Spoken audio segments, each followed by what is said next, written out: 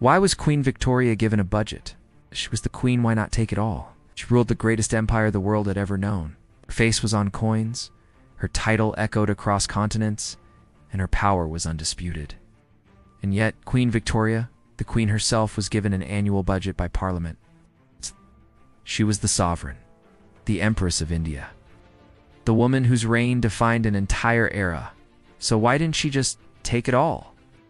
Who decided how much money the Queen of England was allowed to have?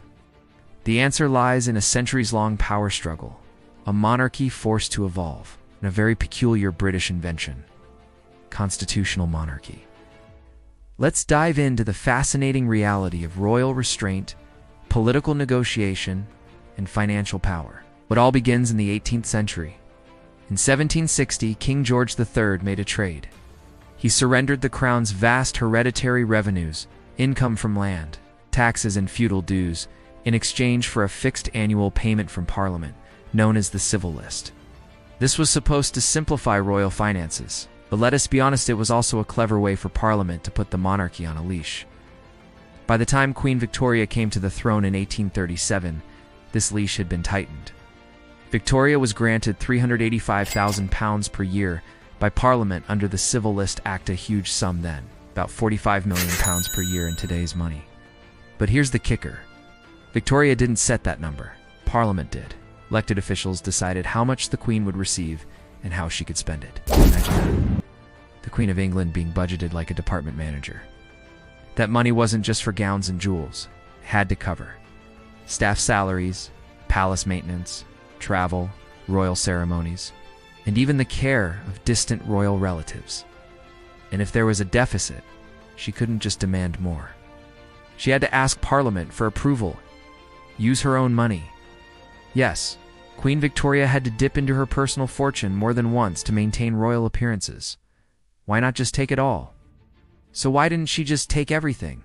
Seize the treasury, use absolute power? Because by Victoria's reign, the monarchy no longer ruled, it reigned. Thanks to centuries of revolution, rebellion, and reform, Britain had become a constitutional monarchy. The crown could no longer tax its people, pass laws, or fund its own whims. Those powers belonged to Parliament. Victoria knew this. She hated it at times, but she understood it. Power by restraint. Victoria was savvy. She realized that real power in her time came from influence, not imposition. She worked with Parliament to protect the monarchy's image. She remained beloved, not because she was above the system, but because she played it brilliantly. She accepted the budget. She lived with the restrictions.